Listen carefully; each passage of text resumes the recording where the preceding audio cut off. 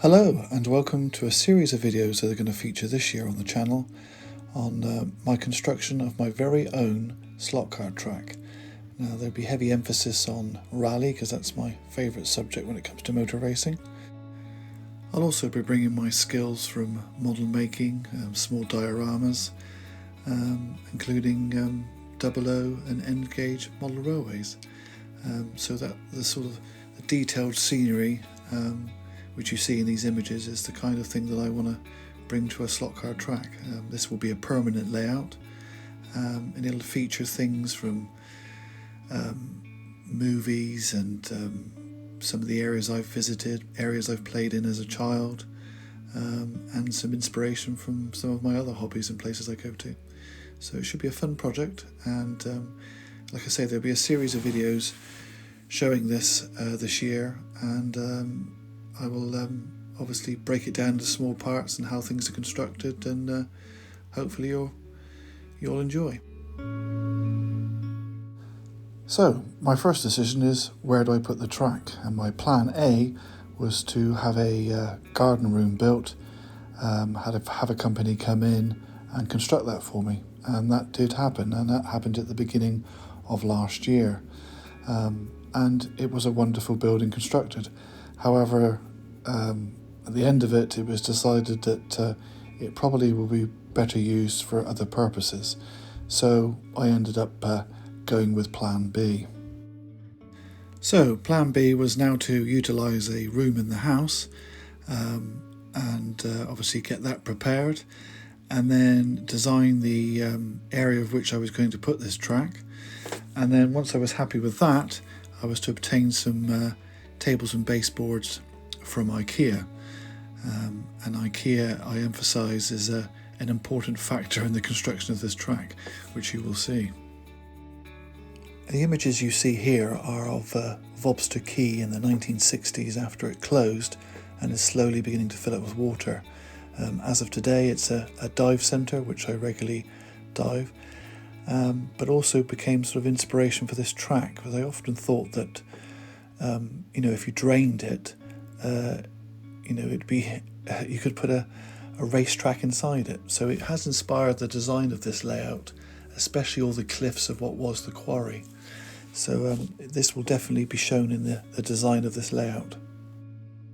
Next up was to decide on what track I was going to use, and early on I had decided that I wouldn't be constructing a wooden track, and in fact I would want to use something that's off the shelf, easily obtainable for everyone, so plastic track was the way to go.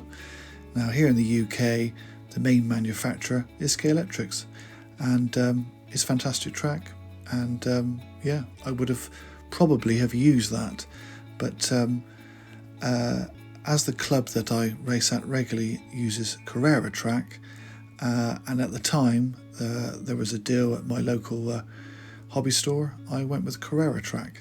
So therefore this rally track is going to be made from Carrera. So the track is down, and I'm now going to walk you through the building of it so far. You'll see from the image there's some pieces of wood there. Some of that is from old IKEA furniture, from an old chest of drawers and bedside cabinets that have been broken up and used. There's also some timber from what was plan A of the construction of this, which was the garden room, which has been used for someone else now. And also you'll see a large white column there, which is basically some downpipe you'd get from your guttering in a house, which is going to be part of a concrete column for a flyover bridge, which is to the right of the picture. Anyway, so let's start off and get to the next bit of track. So as we leave the starting position, we're automatically into a small hill, which will eventually lead into the mouth of a double tunnel.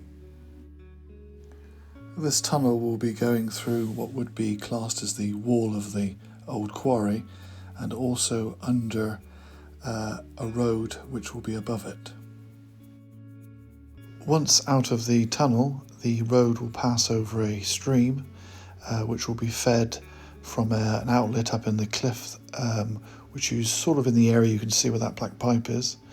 And then as you continue around the corner, you'll see higher up the road now up in the hillside, which is currently being supported by that white columns of downpipe.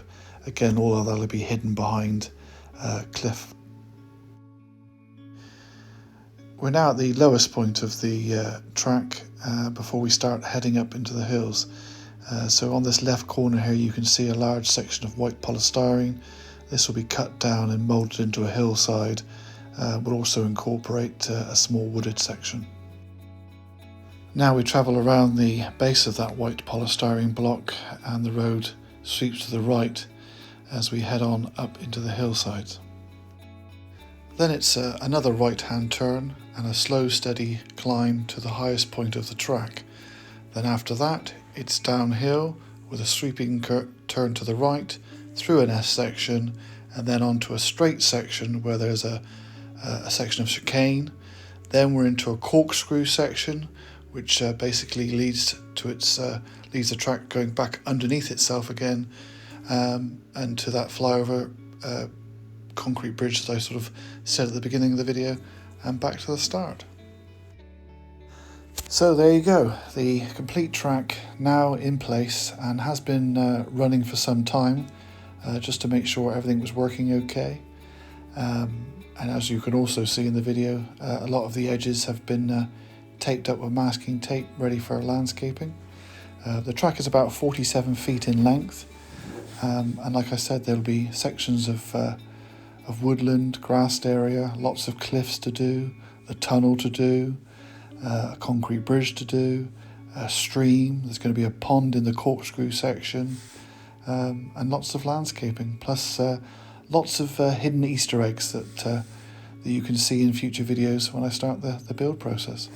So I hope you've liked this. It's just a starter.